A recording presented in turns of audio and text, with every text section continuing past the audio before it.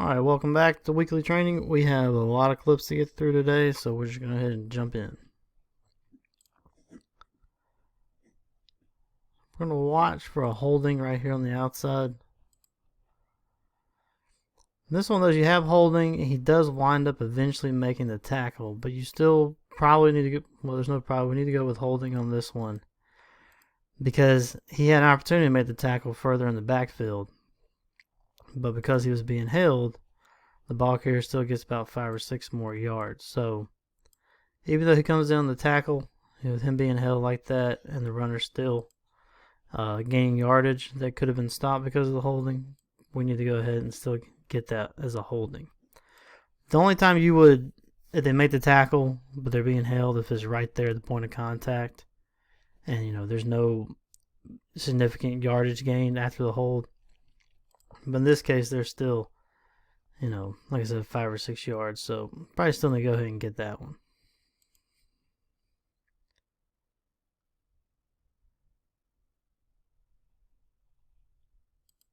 Alright, watch the wing here. This is the mechanics. The wing is indicating that these last two are off the line of scrimmage. And remember, when you punch back, if you punch back with just a fist, then that would be one. Go 2 fingers. You have the end 2 receivers off the line. And you can see he's indicating he has 2. A lot of officials, when they wave like that, they're kind of trying to get the attention to indicate they have 2. And you can kind of see he's got 2 fingers up. So this is correct mechanic. He's indicating he has the last 2 off. And then he's going to throw the flag for having 5 in the backfield. So good mechanics there.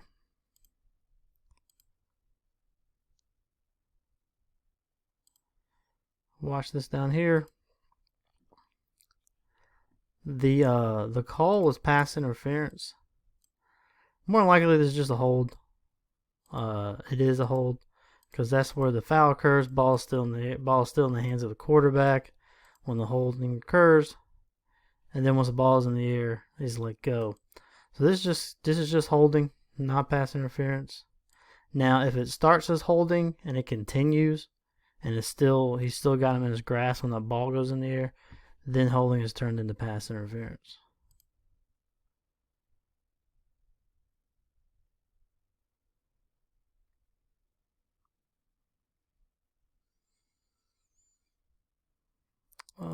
Let's do the end zone view. A little bit better look.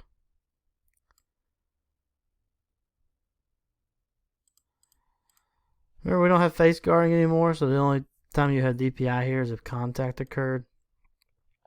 And the contact doesn't occur until the ball gets to the receiver. This is a good no call. I would like the deep here to have better positioning. We want to be a little bit deeper, maybe 10 yards ahead of the receiver. But it's still a good no call for DPI because this is nothing.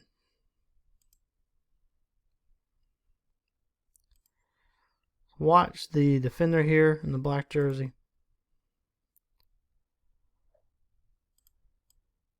That is the low block by the defense. He's going to go down and just get him below the waist. Try to take out the pulling guard. That's the wings call. So this is a miss right here. Going to look at this end.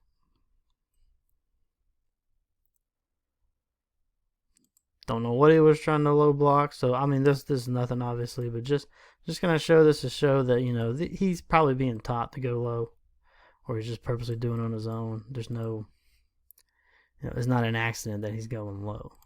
Put it that way.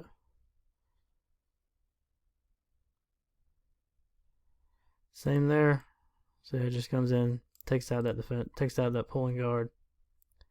Again, it's the wing. Well, oppo tackle referee can get that, but he's more than likely looking at other stuff. So nevertheless, someone's got to get it.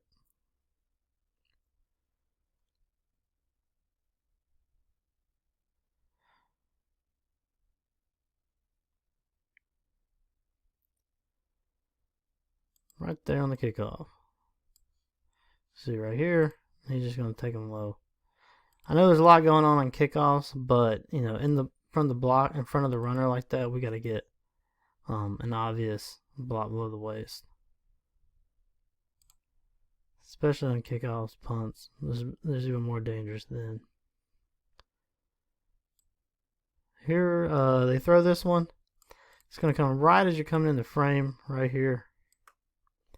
Just kind of taking off kind of the side of the leg. Nevertheless, it's still a block below the waist. Correctly called by the deep. So good job of picking that one up. Alright, got a weird play here.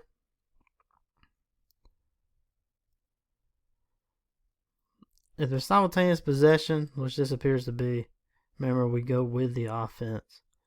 A couple of mechanical stuff here. This is a crew of 7. Back judgment, we're supposed to be in the middle of the field. Looks like for some reason we're all the way out in the hash here. I know the play starts on the hash, but we stay in the middle of the field. If you want to shade 2 or steps over toward the side that the balls snap from, you can, but for the most part, you stay in the middle of the field. And then deeps, you come up and help out with this because we still got to make sure we have simultaneous possession. As far as getting the spot, though, we don't worry about that. As a deep, let the wing get the spot. You want to help them out verbally, you can. But our concern here is just, getting these players separated. It's making sure we have simultaneous possession or someone else has the ball.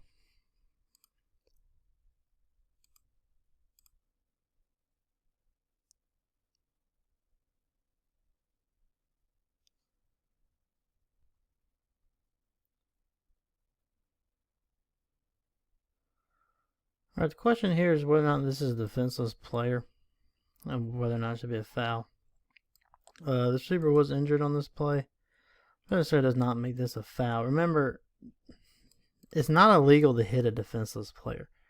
It's illegal to illegally hit a defenseless player. I know that it's kind of confusing, kind of doesn't make a whole lot of sense. An illegal hit's an illegal hit, whether it's defenseless or not.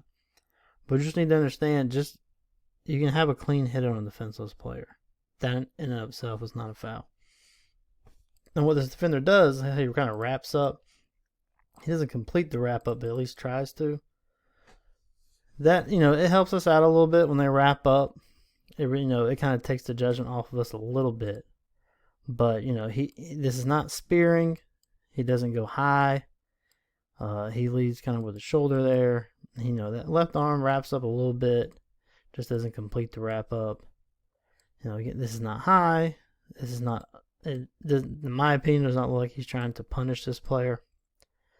So, it's just a hard hit. Hate the player got injured, but it's not a foul. And this is just a wider view.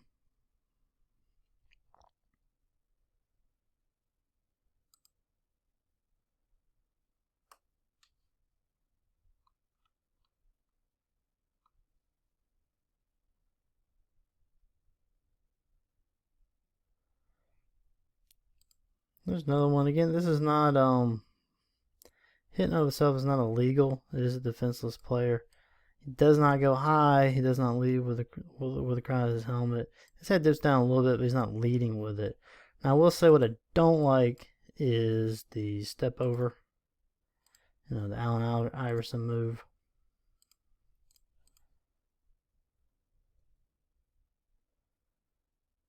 That kind of thing. That in and of itself, typically, we're not going to flag that. It is going to be a talking to. Now, if you have a very contentious game, or you've been having trouble out of this player a good bit, you might want to flag it. But in a vacuum alone, that in and of itself, it's not a flaggable offense. But we would want to talk to that kid. But again, if you're having that kind of game, then yeah, go ahead and flag it. If you're having that kind of game. Alright, let's watch the beginning of this play. So we'll see what we got. Keep an eye on this player. So he is in the backfield. He's off. Now he's going to move up. So this player is on. So this player that just moved up, he now moved up to an ineligible position because he is covered. which we still have a legal formation because we got 1, 2, 3, 4 in the backfield. All right, so we got a pass. It appears to be backwards. Now the line judge, good mechanics here that he's the one indicating. He starts forward, then comes back. You know, rather you just stick to one, but you know, go with your call. And then we have a touchdown. So, who caught that pass?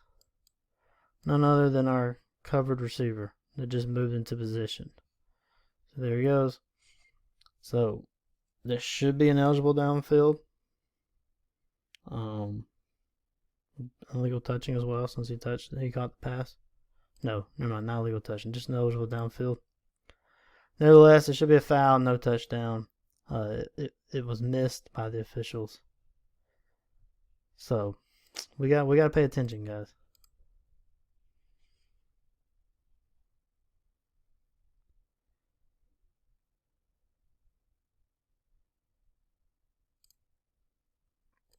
So let's look at the hit on the quarterback here. You know, that's just a little brush. You know, let's lay off that. And really, I mean, it's borderline whether or not he had time to let up. But either way, it's a little brush. That's not much. We did flag it. You know, prefer you didn't. But, you know, we all make mistakes. The problem though is we have some of these other hits on the opposing quarterback which are close. Like this one right here is almost the same kind of hit.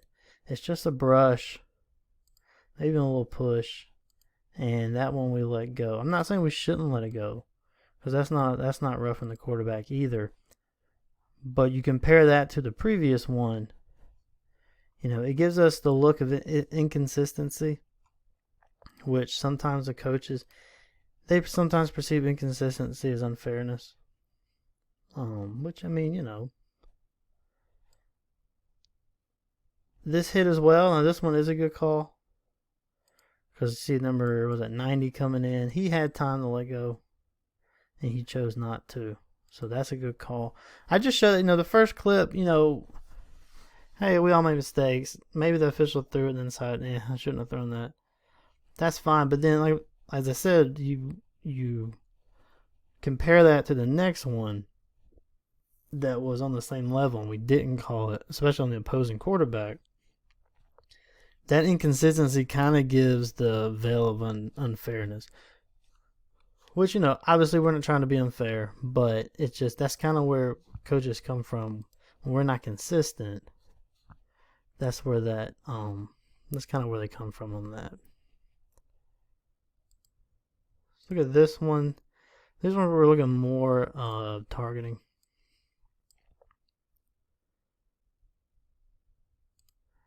I'm kind of on the fence here. It's hard to tell if he comes in with the crown of the helmet and makes contact above the shoulder. Remember, if we have doubt, we want to throw it. Now we have a launch, definitely. The question is whether or not he leads with that crown and makes contact. Then he's coming in with the crown. It's hard to tell if he makes contact head to head. Now we don't like the launch. Now it's important to note though, while a launch is an indicator of targeting, just because you have a launch does not necessarily mean we have targeting. We still have to have the aspects of targeting, leading with the crown of the helmet, and so forth. Positioning by the back judge here is very good. This is kind of what I alluded to earlier in the clip. You have a snap from this far hash that the back judge is going to stay in the middle of the field. So good mechanics there. Just want to point that out for a minute.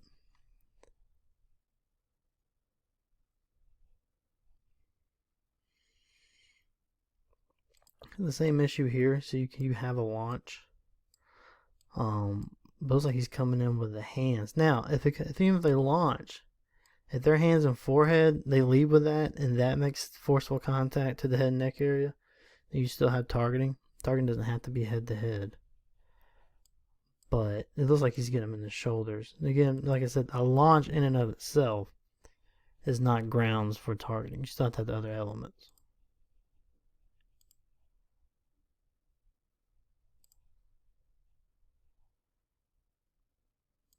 It's kind of hard to see on that one. that one too. But still, you see, kind of he kind of launches forward. It's hard to see where the contact is made, but again, launching does not equate with targeting all the time. You still have to have the other elements.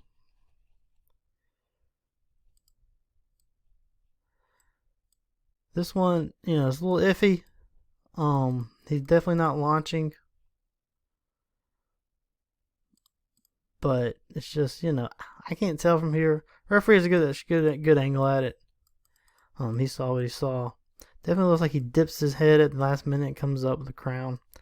So again, if you have the crown of the helmet making contact to the opposing player's head and neck area, then yeah, let's go ahead and get targeting. Even if it's, you know, a clean looking tackle like that. If you had the element of, you know, dipping it down, leading with the crown of the helmet, making forceful contact to the head and neck area.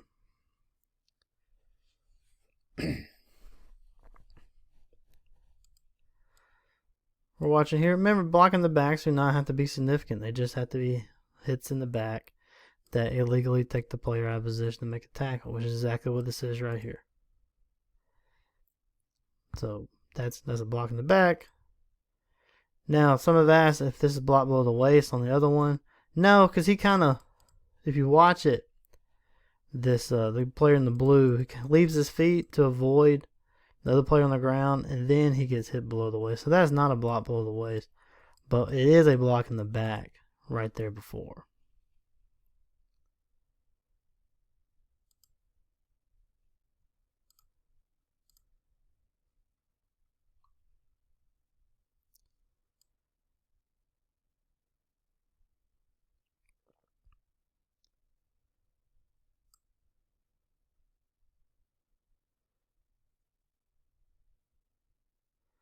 This is going to be a good call for hit out of bounds. See how that player just kind of flies in. You know, talk about a launch. The ball carrier is clearly out of bounds. He's just going to jump in here and pile on. So this is a good call for late hit out of bounds. Let's see it on the end zone. Yeah, see it just flies in. Good call there. Especially, you know, going into the opposing bench like that.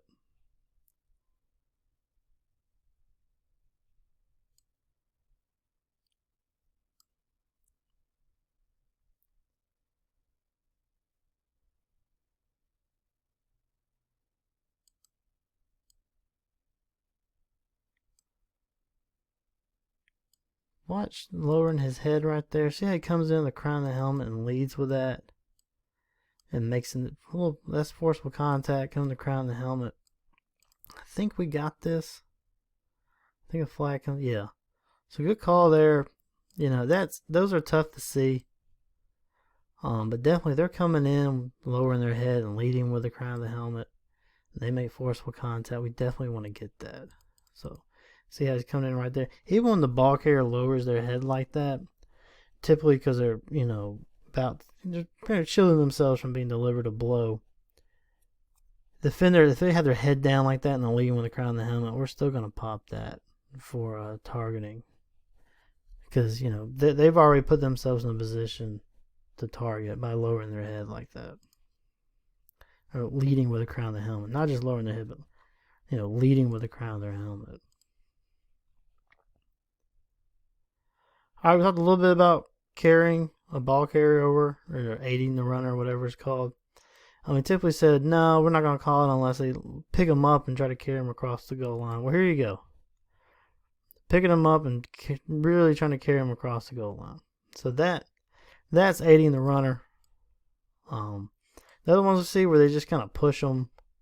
You know, we don't like to see the hands extended, but, you know, it is what it is. But here where he is literally picking him up, yeah, we're going to call aiding the runner on that one. Alright, chalk this up on things to always be prepared for. Because we're dealing with kids that, well, they're going to do things that just don't make any sense.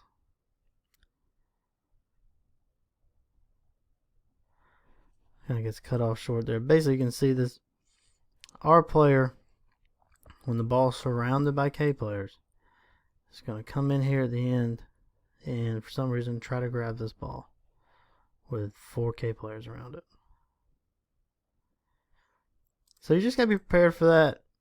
You know, I know sometimes you see all those players around it, you're kind of just thinking, okay, kind of shutting the brain off for a minute, ready to mark the ball dead.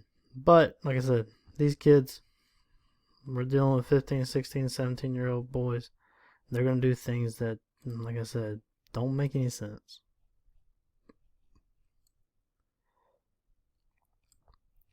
Now the punt, again, let's be prepared. This is a muff. This is not control and then bobble. Looks like he's going to bounce straight back up. At first into the K player's hands, and then they kind of fight for it.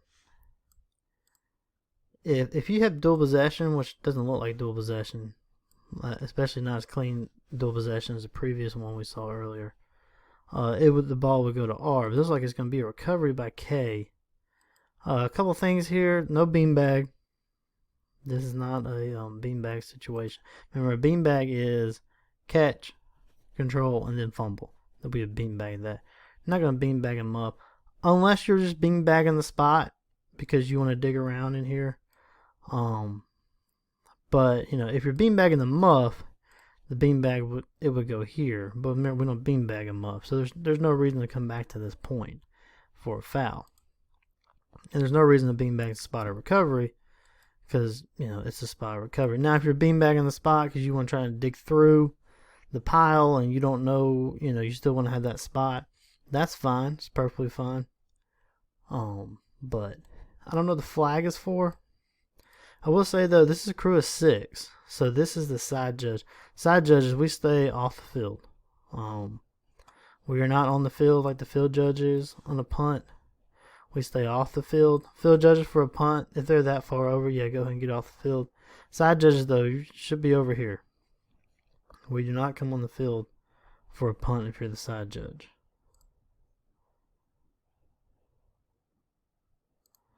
Maybe that flag's for taunting. If it is, that's a good... Well, no, because he's clapping his own player. I don't know.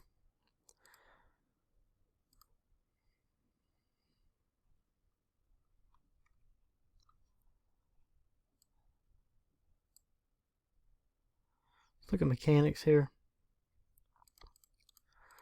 Good job of holding the goal line. I like the distance. You know, we get far back off that goal line as you can. So everything's good there mechanically. Now, before we make the call, if we have him in, give it a second or two. Because if the wing has him out of bounds, obviously the wing's going to come down, killing the clock. You want to take a peek over, see if the wing is trying to kill it. That's fine. But you know, we don't have to have a delayed look because if the wing has him out, hopefully that wing is going to be blowing the play dead, signaling to stop the clock. But if you want to take a peek down there, that's fine. So take the peek. But we don't have to come all the way out onto the field like this to signal. Just stay right there. Turn your body to follow everything going on here. And, you know, like I said, if you want to take a peek back at the wing, do that. But be facing all this, and then you can come up with the signal.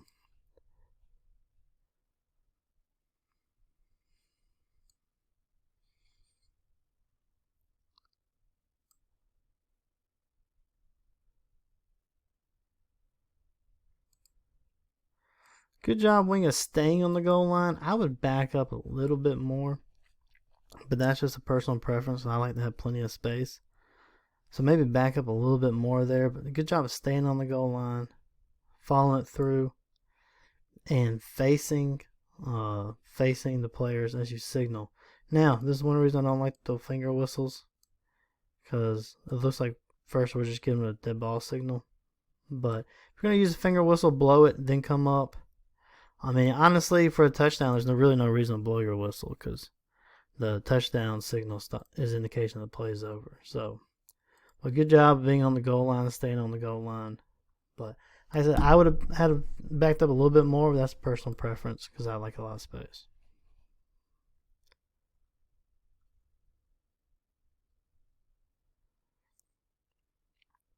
Deeps, once we're on the goal line, we stay on the goal line. Unless the end line is threatened. But here it's a running play, so there's no need to come off that. No need to come off that end line. Off that goal line. We're on the 10, so the goal line is the deeps. The pass is to the side and then a run, so the end line is not a threat. So you stay on that goal line. Because we had a ball across the goal line right there and no one was on it. So if he fumbles the ball right there, we have no clue what happened.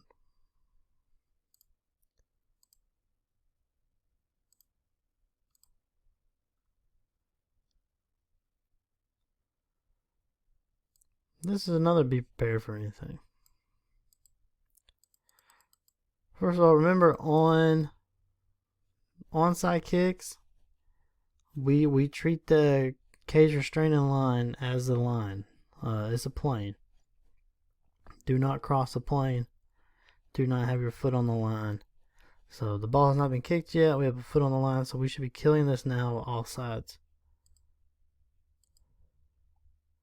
Now you gotta be prepared, because it looks like he's gonna touch this just before it goes 10 yards.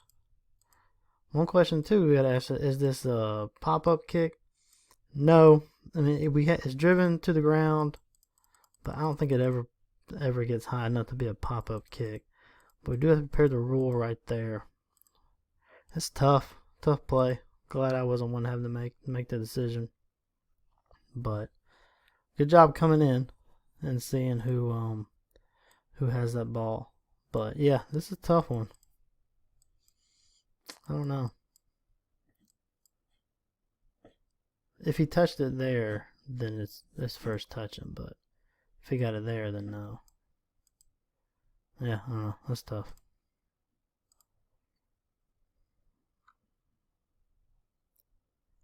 Alright, our favorite topic, intentional grounding. First of all, let's look at this block right here over here. If he contacts him cleanly below the waist right here, then I would want blocking below the waist. But he kind of hits him midway and then slides down. So yeah, maybe that's probably not blocking below the waist. But so intentional grounding. You have an eligible player right there at the 40. So, is it thrown too high? I'm going to give him the benefit of the doubt here. I would not have intentional grounding. A lot of it also depends on how good is your quarterback. If that's Deshaun Watson or Trevor Lawrence, probably meant to do it, but even then I wouldn't. Ball in the track is not necessarily intentional grounding. So you got a receiver in the area. Probably not going. I wouldn't go intentional grounding there.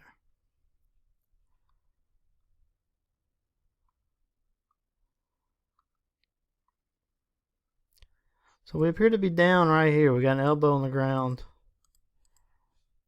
The wing official there gives a dead ball signal. But look, if you got him down, then blow that whistle, harp on that whistle, and bring everyone back. Because it appears he's on the ground. Looks like an elbow right there. So get on that whistle, bring him back. This one's a good example of holding the whistle. He's just going to kind of land on the player and then back over. It's a good job holding off on the whistle there.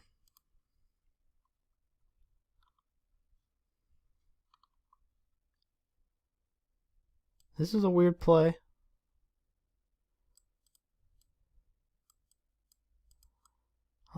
Your best bet, your safe bet there is incomplete pass. Arm moving forward, ball comes out. But that's a tough one. I don't know if that qualifies as a tuck rule or not. Not that we have that in high school, but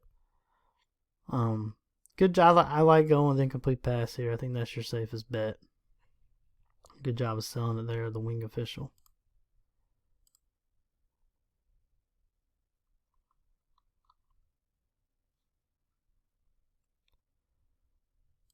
Couple things. First of all, field judge, we should be on the field here. We should be about right here. If you don't want to go further past the hash, I'm fine with that. You should at least be to the hash. Field judge. And the field judge side just should be on the same end line. Or the same yard line. That's true of crew of 7 too. All 3 deep should be on the same yard line. We have a, look at this block right here. Place a block in the back. Should be called field judge. Don't be so quick to run up. You know, be about right here. You know, let the play happen in front of you. Get a better angle. If we're back here, we probably see this hit a little bit clearer. Same thing with the side judge.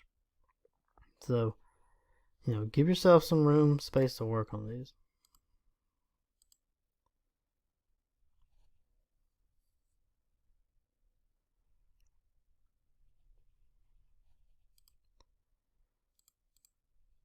Pretty good positioning by the field judge.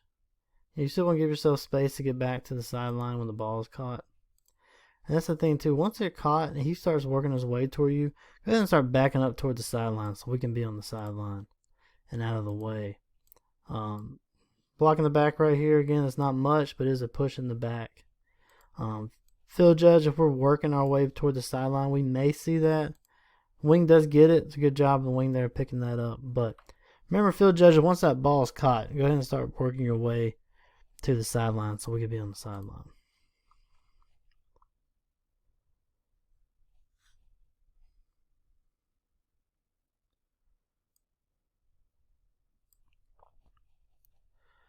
Alright, so let's watch this headline judge. You have the ball, you know, we're close to a late hit. I'm not saying it is a late hit, but it's close to a late hit. We got a lot of blue players and a sea of white. And the headline judge is looking straight at the ground the whole time, the spot. We don't have to look at the spot. The spot's not going to go anywhere. Make a middle note of where he went out of bounds. And then just turn your head here and continue to officiate all this. Like I said, that spot's not going anywhere. Oh yeah, 4th down, so the clock's going to stop on anything. Again, we're close to the line of the game. Again, looking straight at, you know, why are we looking down? No, let's look at all this. We got mixed colors. Let's officiate here, help the deep guy out. So we don't have to stare at the spot. All right, that's it. We got through it in 33 minutes. A lot of plays again, but hopefully a lot of good stuff to learn from. 2 weeks left in the season. Let's be sharp. Let's stay focused and stay safe.